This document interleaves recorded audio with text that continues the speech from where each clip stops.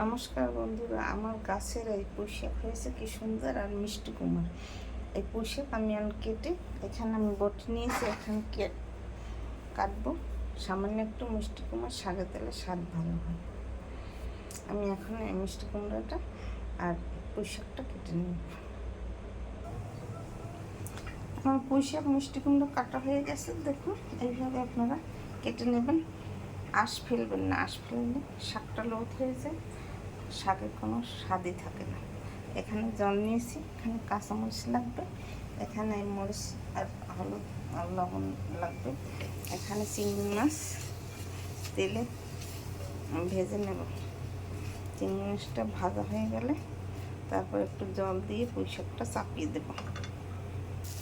চিংড়ি মাছ ভাজা হয়ে গেছে, আমি শাক দিয়ে দেবো। পুঁইশাকের মধ্যে একটু সামান্য একটু মিষ্টি কুমড়া দিলে স্বাদ ভালো হয়। পরিমাণ মতো জল দিয়ে দিলাম, কাঁচামরিচ ভেঙে দিলাম,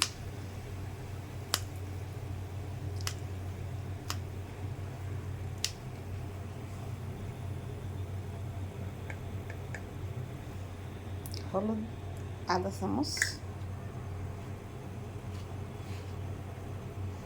লবণ আধা চামচ। আমি পেঁয়াজ রসুন দেবো না, পেঁয়াজ রসুন ছাড়া এটাকে রান্না করে নেব। এখন ঢাকনা দিয়ে ঢেকে দেব। আমার এই পুঁইশাক সেদ্ধ প্রায় হয়ে গেছে কুমড়ো দিয়ে। এখানে আমি তেল ফোড়ন দিয়েছি, সরষে আর নারকেলটা তেলে ভেজে নিয়েছি। একটু পরে পুঁইশাকের মধ্যে দিয়ে দেবো, আবার ঢাকনা দিয়ে ঢেকে দিলাম।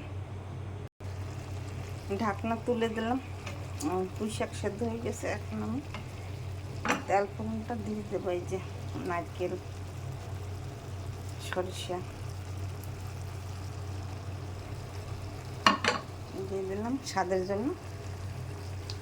এই যে ছোটো চামচের 1 চামচ চিনি দিয়ে দিলাম। এখন আবার কিছু সময় ঢাকনা দিয়ে ঢেকে দিয়ে পুঁইশাক তৈরি হয়ে যাবে রান্না করা।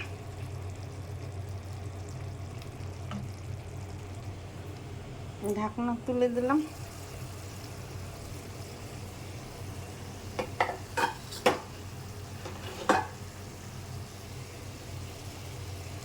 এই যে আমার পুঁইশাক রান্না তৈরি হয়ে গেছে, দেখুন দেখতে কত সুন্দর হয়েছে, খেতে খুব সুস্বাদু হবে। এইভাবে আপনারা পুঁইশাক রান্না করে খেয়ে দেখবেন, খেতে খুব দারুণ টেস্ট হবে।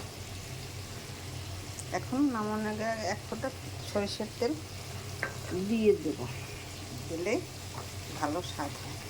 আমার পুঁইশাক রান্না চিংড়ি মাছ দিয়ে তৈরি হয়ে গেছে। এবার আপনার ঘরে রান্না করে খেয়ে দেখবেন, খেতে খুব সুস্বাদু লাগবে। আমার চ্যানেলটিকে লাইক এবং শেয়ার দিয়ে পাশে থাকবেন। ধন্যবাদ।